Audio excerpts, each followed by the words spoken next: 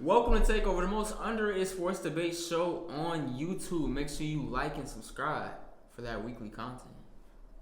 Well, Cam, I know you always keep pointing at me, but they should already know what my name is. But just in case they're new here, my name is Josh. My name is Deandra. It's your boy Cam, and this is Takeover. Yo, hey champ. Yo, we play it all tonight. Yeah, need it all in advance. The opposition know we're ready for it. Like a supper we eating, it won't be the last. Grind out the muscle, pull up. Poker right on the grass. We coming in, take over everything, run it up. Not that holding me back. 3 in the wood. Rush. All right, so we're in the middle of the first round of the NBA playoffs. We've seen a lot of great games so far, some not so good. But there's one particular series out east that has caught our eyes, and so I need to hear y'all's takes right now. 2 versus 7, Celtics versus Nets. Who y'all got? You can go ahead. Okay, the first thing I want to say starting off is just looking at the growth in Jason Tatum and where he's grown as a player now. Jason Tatum is a superstar. I'm putting him in the upper echelon of the NBA because he grows every year, and I think he's definitely a top 10 player at how young he is, and I think that's pretty tremendous. But there are levels to this.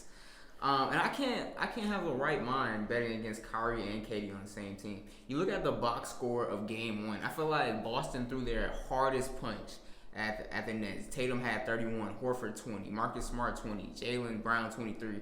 If I told you all these players dropped this amount of points, you would think, man, the Celtics must have blown out the Nets. But not really. They only won by 1 point, and I feel like that was their best punch.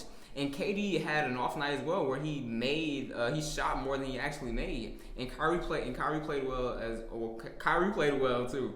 But the thing is missing is I feel like this Nets team will be able to get over what Boston is doing. They come out aggressive. They're playing really aggressive. But at the same time, this isn't Trae Young that you can be aggressive with.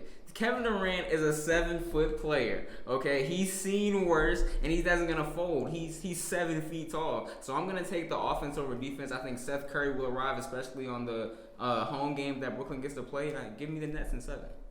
When I think about this matchup, I think first of all, kudos to Boston. They came out playing really well. I think Boston is one of the most capable teams of beating the Nets. But people saying that the Brooklyn Nets have no chance is just absolutely crazy to me.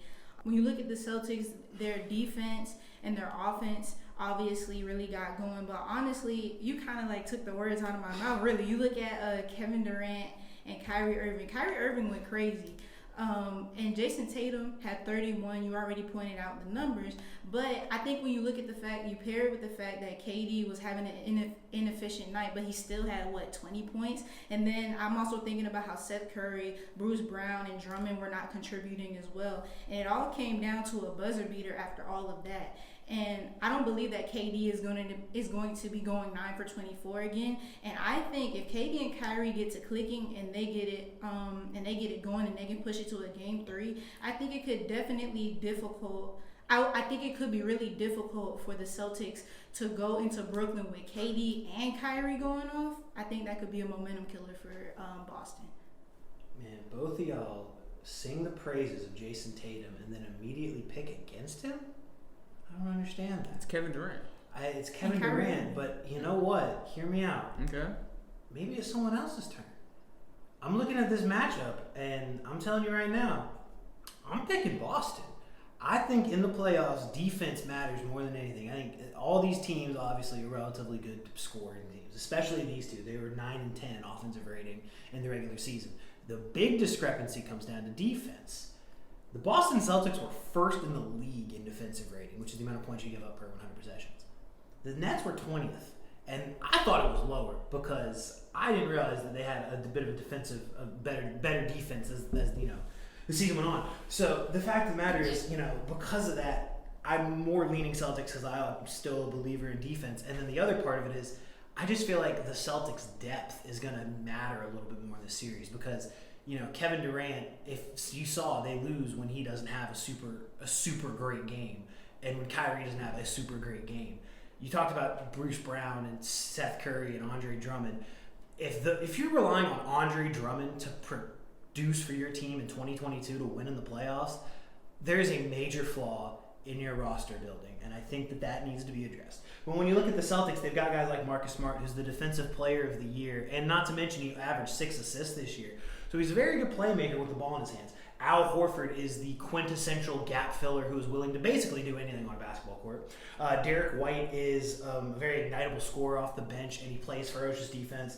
Grant Williams moves the ball, hits a lot of threes. Daniel Tice, a good rebounder, good defender, just kind of does what he needs to do. And I think because the Nets are so reliant on these two stars, not to mention these are two stars that have had injury problems this year. They've got a lot of minutes on their body, and just because of the fact that they're relying on those two stars, and there's really nobody else on that team that I'm looking at in this playoffs that I think is going to really give them great contributions, I'm picking the Celtics just because I think they're a little bit more reliable here. But when you look at a playoff series in a whole, Josh, stars win series. You can sometimes have the better team, but there's another guy on the other side that causes Didn't you just call Jason Tatum a superstar? He is. But he's not Kevin Durant.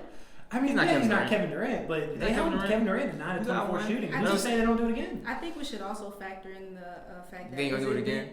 I'm not saying they're going to. I'm just saying who's to say they can? They've got 3+ defenders on the wing. No. I think we should also take into consideration the fact that isn't Ben Simmons supposed to be coming back as well? But is that really gonna help the Nets? We don't know what that's gonna be like. Yeah. That's what I'm. Or is that gonna hurt? I feel like personally, I think it's a stupid move if they do it, because I feel like introducing someone. If you were to introduce like a role player back, that I'm okay with. But the fact that you're going to introduce a guy that is literally ineffective without the ball in his hands. You're saying, okay, see, my point would be like, okay, if he comes back, I don't think he'll do anything to completely mess it up. Not saying he's going to do anything to like. He did Philly. This is a totally different team. I don't think he would be doing what he would be doing in Philly, though. But he could play a different role, though. Who's to say he's willing to accept that role? That was the big thing in Philly, was he wasn't willing to accept a different role. I mean, he had to have the ball in his hands. we wouldn't know. We won't know. I just think that in the middle of a playoff series, especially since they're already down 1-0 in the time we're recording this, it just seems like a gamble. It'll be 1-1 by the night. We're recording this on 4/20. The game's at 7 o'clock. Nice. It'll be 1-1. It'll be 1-1 today. So the Utah Jazz are locked in an actual good matchup right now. The series is tied 1-1 with Jalen Brunson scoring 41 points, leading to a Maverick win, and they don't have Luka Doncic. I think it raises real concerns. Is Rudy Gobert that player? Should the Jazz want to trade Rudy Gobert? Should they want to? Yes, but I don't think it's for the reasons that y'all would think and what most people out there think.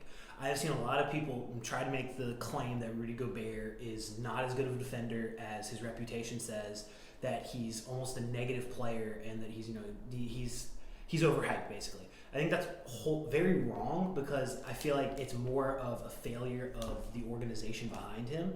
Rudy Gobert is a great rim protector, but when you are having to be the rim protector every game for 3-4 years, it takes a toll on you physically. Rudy Gobert hasn't been as great this year as he was in the past, partially because he's older, partially because the Jazz's defense as a whole has slipped. The Jazz have never given him a better perimeter defender than Royce O'Neal, which Royce O'Neal, don't get me wrong, is a good perimeter defender, but in no way should he be your number one guy on the outside.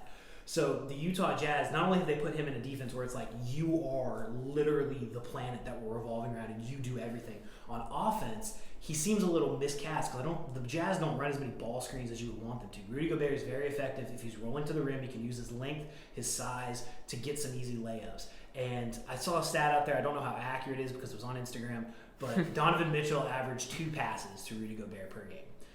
You need to feed a guy like that. Let him set a screen, let him run to the basket, simplify his job. Don't make him, get cleanup jobs. So if I were the Jazz, if they don't make the Western Conference Finals, I'd be looking to trade him. If just because you can kind of re-gear your system to make better use of the players you have, because they've already got Donovan Mitchell. They're not going to trade him because he's the dynamic scorer. But I just think the fit there isn't necessarily the best. And I think Rudy would be a lot better in a different system. First of all, I think it really just depends on what the Utah Jazz plans are, like you said. But in my opinion, Rudy Gobert shouldn't be traded because Rudy Gobert really isn't the problem. But like I said, I don't hate the idea of trading Rudy Gobert because that way you could use the value you get from him to get a person to support Donovan Mitchell and give him some help. Because as we've seen, yes, Rudy Gobert is a defensive force, but he isn't like an unstoppable offensive force. He isn't an ultra skilled big. So in my opinion, I feel like if you are going to trade him, use it to get Donovan Mitchell some help. But like I said, the problem really isn't Rudy Gobert. The problem is the Utah Jazz do not have capable defenders besides Rudy Gobert, and that typically leaves Gobert with the defensive load. Basically, the Jazz's defensive scheme is to channel everything into Rudy Gobert. The Utah Jazz, they don't have great perimeter defenders, so they're liable for players to blow past them.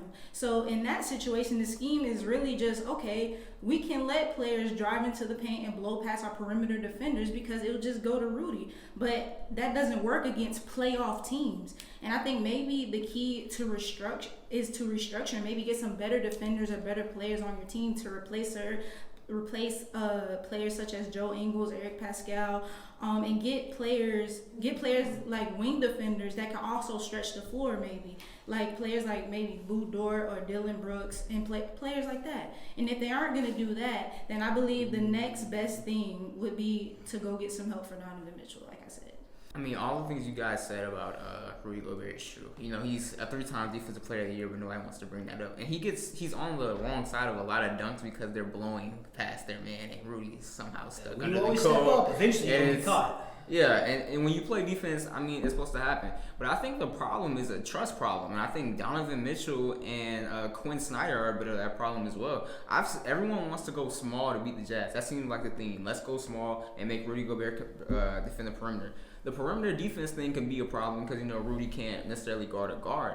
But on the other side of the ball, the Jazz should be punishing everyone if Rudy Gobert is 7'2" and you have a small forward on him, and they're not throwing him the ball down there. They're not really giving him a chance to assert himself down there. So it's honestly like a double negative. You're losing on the defensive side and offensive side. But Donovan Mitchell he makes a lot of these shots that he chucks up, but then it's like at the end of the game, we didn't really capitalize on what the weakness was. We're not taking what the defense gives us and trying to create something. And that's the problem they run into when they're not willing to play defense either. So I feel like since the trust is so broken that they don't want to run anything for him, I feel like you have to replace him with someone at this point in time. Yeah, take it from a Hawks fan. Funneling everybody into a big man doesn't always work. Because when he's not at his peak, you end up 26th in the league. And then when he gets hurt and you have to play the Heat, it's a tough scene. You talking about Capella? Yeah. I know. Hey, he was borderline decoy last year. He's nice. But that's gonna wrap up our episode. Josh, you have anything to say? 0-2. Hawks at 7, my man. We're going back to State Farm. All they got to do is hold serve at home, win 1 in Miami. Now they got to win 2 in Miami, but they'll be okay. They'll be okay. I think they got it. All right. And if they don't win this, guess what? This is gonna be Trae Young's Jordan moment when he realizes I gotta stand up for myself when somebody tries to bully me. When Jimmy Butler decided to choke me out on the court because I'm too fast. I mean, apparently things are too physical, so I'm not necessarily. Hey, if y'all watch that game, he was getting mugged the entire game. I don't like the fact that he went to whine about it post game, but the fact of the matter is Kyle Lowry was putting in a Golden Globe performance out there. He did flop a couple times. A couple? You got anything? We haven't said this in a minute. Send us your takes, guys. Like, you guys like. They don't want to. Yeah, They don't want to. They're scared. At this point, because it seems like you guys like to say a lot, but y'all don't like to submit a lot. Y'all be in the comments talking. I'll be in the comments. That's gonna wrap our episode. Takeover out. For it like a supper we eating, it won't be the last. Grind all the muscle, pull up. Park it right on the grass. We coming in, take over everything, run it up.